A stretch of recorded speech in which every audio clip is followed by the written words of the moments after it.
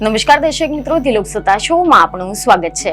કલ્પના કરો કે તમે એક એવી ધરતી પર ઊભા છો કે જ્યાં દરેક કણમાં ઇતિહાસ દટાયેલો છે, કે જ્યાં માટી માત્ર માટી નથી પરંતુ પેઢીઓના પરસેવાનો સાક્ષી છે, કે જ્યાં ધરતીની ઊંડાઈએથી એક દિવસ સોનું નીકળ્યું અને તેણે એક આખા દેશનું ભવિષ્ય બદલી નાખ્યું. અને હવે એ જ ધરતી પર ગરીબી, બેરોજગારી અને નિરાશાની ઘેરી છાયા પડી ગઈ છે. કલ્પના કરો કે તમે સવારે ઉઠો અને તમારા ગામમાં એક અફવા વીજળીની જેમ ફેલાય કે અહીંયાની માટીમાં સોનાના કણો છે. ખેતરોની ધાર પર ઢોર બાંધવાની જગ્યા પાસે જ્યાં સુધી તમે ગઈકાલે સામાન્ય ધૂળ અને પથ્થરો જોયા હતા, ત્યાં આજે અચાનક જ ધનના દરવાજા ખુલ્યા હોવાના દાવા થાય. ગરીબીમાં જીવી રહેલા લોકો માટે તો આ સમાચાર એ માત્ર કોઈ અફવા નથી રહેતી, એ આશાનો વિસ્ફોટક બને છે, સપનાઓનો ધમાકો બની જાય છે અને એ જીવન બદલાવી નાખે તેવી શક્યતાનું આમંત્રણ બની શકે છે. અને દક્ષિણ આફ્રિકાના જોહાનિસબર્ગના પૂર્વ ભાગોમાં આવેલા સ્પ્રિંગ્સ વિસ્તારમાં આવું જ કંઈક બન્યું છે કે જ્યાં લોકો એક સામાન્ય વસાહતમાં જે લોકો હતા તે કોદાળી, પાવડો, ટોપલા અને થેલા લઈને દોડતા થઈ ગયા હતા. કોઈની પાસે સત્તાવાર પરમિટ ન હતી, કોઈની પાસે સલામતીના સાધન ન હતા, પરંતુ દરેકના હૃદયમાં એક જ વિચાર ધબકતો હતો: મને મળ્યું અને મેં વેચી દીધું. બસ 1 ગ્રામ સોનું, એક જ ચમકતો કણ જે ગરીબીના અંધકારને ચીરતો પ્રકાશ બની શકે. અને આ કહાની છે એ લોકોની કે જેઓએ માટીમાં ભાગ્ય શોધવાનો પ્રયાસ કર્યો હતો.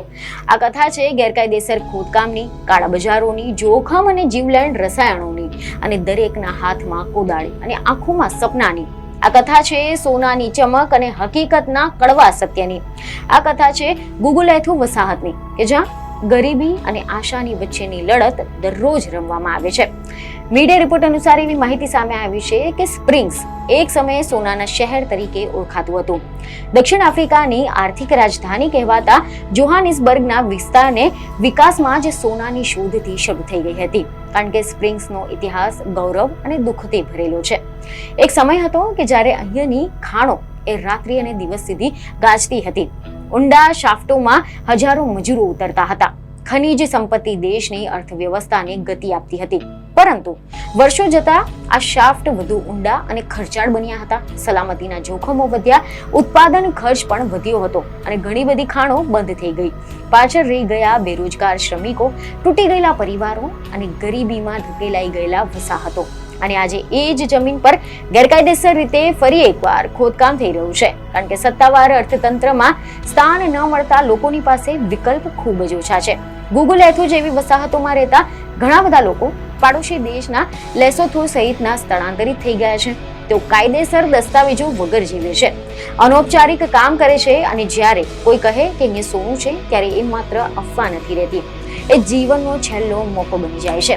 અને જ્યારે કોઈ કહે કે અહીંયા સોનું છે ત્યારે તે માત્ર અફવા નથી, જીવન રેખા બની જાય છે. એક તરફ એવા અહેવાલો છે કે દક્ષિણ આફ્રિકાના ડિપાર્ટમેન્ટ ઓફ મિનરલ રિસોર્સે આ સ્પ્રિંગ્સમાં આવેલી ગુગુલેથુ વસાહતમાં થઈ રહેલા ખોદકામની જે પ્રક્રિયા છે તેની નિંદા કરી હતી. તેમને ગેરકાયદેસર ગણાવવામાં આવ્યું હતું અને કહ્યું કે પર્યાવરણને નુકસાનકારક છે. આગે લોકોનું કહેવું છે કે ઢોર બાંધવાની જગ્યાની પાસે તેમને ચમકતા કણો મળ્યા હતા. કોઈએ મોબાઈલની ટોર્ચથી જોઈને કહ્યું કે આ તો સોનું છે. કોઈએ પથ્થર કચડીને પીડાશ જોઈ અને અચાનક ઢગલાબંધ લોકો ત્યાં એકઠા થઈ ગયા. કોદાળી જમીનમાં ઉતારી, પાવડા ધૂળ ઉડાવવા લાગ્યા અને ખાડા ઊંડા થઈ ગયા. જમીન પોચી પડી ગઈ, પરંતુ આશા વધુ ગાઢ બની ગઈ. આ અંગે એવા સમાચાર સામે આવ્યા કે કેટલાક લોકોએ એવો દાવો કર્યો હતો કે તેમને સોનાના કણો મળ્યા અને તેમને તેને કાળા બજારમાં વેચી દીધું. 1 ગ્રામ સોનાની કિંમત લગભગ $100 જેટલી હોય છે, ત્યારે આ ગરીબ શ્રમિકો માટે તે અનમોલ બની જાય છે, કારણ કે દક્ષિણ આફ્રિકામાં માસિક લઘુત્તમ વેતન એ લગભગ $368 જેટલું છે. એટલે કે 4 ગ્રામ સોનું એટલે લગભગ 1 મહિનાનો પગાર.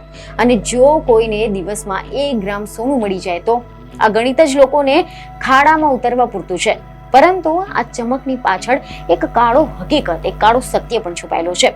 એવા અહેવાલો સામે આવી રહ્યા છે કે કેટલાક લોકોનું એમ પણ કહેવું છે કે ગેરકાયદેસર ખોદકામ એ માત્ર કાયદાનો ભંગ નથી, એ જીવલેણ જોખમ પણ છે. કારણ કે ખાણકામ માટે જરૂરી સુરક્ષાના સાધનો વગર ઊંડા ખાડા ખોદવા એટલે જમીનને ધસી પડવાનો ભય હોય. કોઈ પણ ક્ષણે દિવાલ તૂટી શકે, જમીન સરકી શકે. ખાસ કરીને જ્યારે નાના નાના ભૂલકાઓ, નાના નાના બાળકો શાળાના દિવસ પછી અહીંયા આવીને પોતાના માતા પિતાને મદદ કરવા લાગે ત્યારે આ જોખમ અનેક ગણું વધી જાય છે. બપોરે 2 વાગે શાળા પૂરી થયા બાદ બાળકો પહેલા ગણવેશ બદલે છે અને પછી ઢોરવાળા તરફ દોડી જાય છે. તેઓ આના માટે આ રમત જેવી લાગે છે. માટે ખોદવી, ચમકતા કણો શોધવા, પરંતુ હકીકતમાં તે જીવલેણ રમત સાબિત થઈ શકે છે. આ અંગે એવા અહેવાલો સામે આવી રહ્યા છે કે માઇનિંગ મંત્રાલયે ચેતવણી આપી છે કે અનિયમિત ખોદકામ એ જમીનની અસ્થિરતા વધારી શકે છે, નજીકના સમુદાયો માટે જોખમ ઊભું કરી શકે છે, ખાસ કરીને બાળકો માટે. દક્ષિણ આફ્રિકામાં ગેરકાયદેસર ખાણકામ એ કોઈ નવી વાત નથી. એવા અહેવાલો સામે આવી રહ્યા છે કે વર્ષોથી જામા જમાસ તરીકે ઓળખાતા ગેરકાયદેસર ખાણિયા બંધ થઈ રહેલી જે ખાણો છે તેમાં પ્રવેશ કરે છે, ઊંડા શાફ્ટમાં ઉતરે છે અને જોખમ લે છે. ઘણીવાર સશસ્ત્ર જૂથોની સાથે જોડાયેલા હોય છે, સંગઠિત ગુનાખોરીની જાળ સાથે સંકળાયેલા હોવાના આરોપ છે. પોલીસ અને અન્ય સૈન્ય સમાંતરે કાર્યવાહી પણ કરી છે. રાષ્ટ્રપતિએ પણ ગુનાહિત ગેંગની સામે કડક પગલાં લેવાની વાત કરી છે. પરંતુ ગરીબી અને બેરોજગારી જેવી મૂળ સમસ્યાઓ યથાવત છે અને જ્યાં સુધી વિકલ્પ નહીં મળે ત્યાં સુધી આ લોકો જોખમ લેશે. ગૂગલ એર્થમાં ખોદકામ કરનારા લોકો કહે છે કે તેઓ જાણે છે કે આ ગેરકાયદેસર છે, પરંતુ તેઓ સરકાર પાસેથી કાયદેસર પરમિટ માંગે છે. તેઓ કહે છે કે જો પરમિટ મળે તો પછી ટેક્સ પણ ભરી શકે, નિયમોનું પાલન કરી શકે, સુરક્ષિત રીતે કામ પણ કરી શકે. પરંતુ હકીકતમાં એ છે કે આ નાના સ્તરે ખાણકામ માટે પણ મૂડી, ટેકનિકલ જ્ઞાન અને પ્રક્રિયાઓ જરૂરી છે. સોનાને કાચી ધાતુમાંથી અલગ પાડવા માટે પારો, સોડિયમ સાયનાઇડ જેવા ખતરનાક રસાયણોનો ઉપયોગ કરવામાં આવે છે. પારો માટી અને પાણીમાં ભળે તો પર્યાવરણને ગંભીર નુકસાન પહોંચાડે છે. માનવ શરીરમાં પ્રવેશ કરે તો પછી નર્વસ સિસ્ટમને અસર કરી શકે છે, જ્યારે સાયનાઇડ એ અત્યંત ઝેરી છે. થોડીક માત્રામાં પણ જાનલેવા છે. છતાં પણ કાળા બજારોમાં કામ કરતા ખરીદદારો આ કાચું સોનું ઓછી કિંમતે ખરીદી લે છે, કારણ કે વેચનાર પાસે કોઈ વિકલ્પ નથી, કોઈ સત્તાવાર ચેનલ નથી, કોઈ સુરક્ષા નથી. અને મને મળ્યું અને મેં વેચી દીધું, આ વાક્ય જ સમગ્ર વ્યવસ્થાની છુપાયેલી હકીકત છે. કારણ કે મળ્યું એટલે તરત જ વેચી નાખ્યું, કારણ કે કાલે પોલીસ આવી શકે, કાલે જમીન ધસી શકે છે, કાલે અફવાઓ ખોટી પણ સાબિત થઈ શકે છે. અને આ બધાની વચ્ચે એક માનવીય કથા છે કે બાળકો પોતાના પિતાને કહે છે કે તેને બાળકોને શાળાએ મોકલવા માટે પૈસા જોઈએ, ખાવાનું પૂરું પાડવું જોઈએ, તો તેને એક દિવસમાં થોડું સોનું મળે તો એના માટે પણ જોખમ લેવા માટે તૈયાર છે. તો બીજા કેટલાક લોકો કહે છે કે આ કામ તેમને ગંભીર અને હિંસક ગુનાઓમાં પડવાથી બચાવ્યા છે. એટલે કે ગેરકાયદેસર ખાણકામ અને ગુનાખોરીની વચ્ચે એક નાજુક રેખા છે. જો રોજગારી નહીં મળે તો માણસ ક્યાં જશે? સ્પ્રિંગ્સનો ઇતિહાસ પણ આ કથામાં મહત્વનો છે, કારણ કે જ્યારે ખાણો બંધ થઈ ગઈ ત્યારે ઘણા બધા શ્રમિકો બેરોજગાર થઈ ગયા, ઇન્ફ્રાસ્ટ્રક્ચર તૂટી પડ્યું, ગરીબી વધી ગઈ અને આજની વસાહતો એ જ ઇતિહાસના વારસદાર છે. લોકોની પાસે જમીન છે પરંતુ માલિકી નથી, કામ છે પણ કાયદેસર નથી, આશા છે પરંતુ સુરક્ષા નથી. સોનાની શોધ એના માટે માત્ર પૈસા કમાવાનો પ્રયત્ન નથી, એમાં ગૌરવ પાછું મેળવવાનો પ્રયત્ન છે. સોનાનું શહેર તરીકે ઓળખાતી ભૂમિમાં ફરી એકવાર ચમક જોવાની આશા છે. પરંતુ એવા પણ અહેવાલો છે કે નિષ્ણાંતો કહે છે કે ઘણીવાર આવી અફવાઓ ખોટી સાબિત થાય છે. માટીમાં દેખાતી પીળી ચમક હંમેશા સોનું નથી હોતી. ઘણીવાર પાયરાઇટ જેવા ખનિજો લોકો સોનું સમજી લે છે, જેને ફ્લૂસ ગોલ્ડ કહેવામાં આવે છે. જ્યારે ગરીબી ઘેરી લે છે ત્યારે સત્ય અને ભ્રમ વચ્ચેનો ફરક પાતળો થઈ જાય છે. લોકો પરીક્ષણ વિના જ વિશ્વાસ કરે છે, કારણ કે વિશ્વાસમાં જ જીવન છે. સરકાર માટે આ કાયદો અને વ્યવસ્થાનો મુદ્દો છે, પર્યાવરણનો મુદ્દો છે, સુરક્ષાનો મુદ્દો છે. પરંતુ આ લોકો માટે પેટનો પ્રશ્ન છે, શિક્ષણનો પ્રશ્ન છે, ભવિષ્યનો પ્રશ્ન છે. અને જ્યારે બાળકો પોતાના માતા પિતાને મદદ કરવા માટે ખાડામાં ઉતરે ત્યારે એ દ્રશ્ય સમાજને સવાલ કરે છે કે શું આ માત્ર દમનથી સમસ્યા ઉકેલાશે કે પછી રોજગાર, શિક્ષણ અને કાયદેસર નાના સ્તરના ખાણકામ માટેની નીતિઓથી કોઈ મધ્યમ માર્ગ શોધવો પડશે. તમે જણાવી દઈએ કે એવી ખબરો છે કે દક્ષિણ આફ્રિકામાં આર્ટિસનલ અને સ્મોલ સ્કેલ માઇનિંગની કાયદેસર બનાવવાની ચર્ચા ચાલી રહી છે. કેટલાક નિષ્ણાંતો માને છે કે યોગ્ય તાલીમ, સુરક્ષા અને બજાર સુધી પહોંચ આપવામાં આવે તો પછી આ પ્રકારની ગેરકાયદેસર પ્રવૃત્તિઓ ઘટી શકે છે. પરંતુ અમલીકરણ મુશ્કેલ છે, કારણ કે સંગઠિત ગુનાખોરીના જાળ, કાળા બજારોના નેટવર્ક અને ભ્રષ્ટાચારની વચ્ચે સાચા જરૂરિયાતમંદ લોકોને ઓળખવું અને મદદ કરવું એ સરળ નથી. ગૂગલ એર્થની ધરતીમાં ખોદાયેલા ખાડા એ માત્ર માટીના નથી, એ સમાજની નીતિમાં પણ ખાડા દર્શાવે છે કે જ્યાં વિકાસ અને વાસ્તવિક જીવન વચ્ચેનું અંતર જોવા મળે છે. સોનાની ચમક આંખોને આકર્ષે છે, પરંતુ એ ચમક પાછળ ધૂળ, પરસેવો, ડર અને અનિશ્ચિતતા છુપાયેલી છે. 1 ગ્રામ સોનું કદાચ $100 હોય, પરંતુ એ મેળવવા માટે જે જોખમ લેવાય છે તેની કિંમત કેટલી? જો જમીન ધસી પડે તો? જો રસાયણોથી બીમારી ફેલાય તો? જો આ કાયદો પકડે તો? છતાં પણ લોકો પાછા આવે છે, કારણ કે તેમને ફરી એકવાર આશા જન્મે છે. કોઈ કહે છે કે આજે મને કણ મળ્યો, કોઈ થેલામાંથી માટી ભરીને ઘરે લઈ જાય છે, પાણીથી ધોઈને ચમક શોધે છે.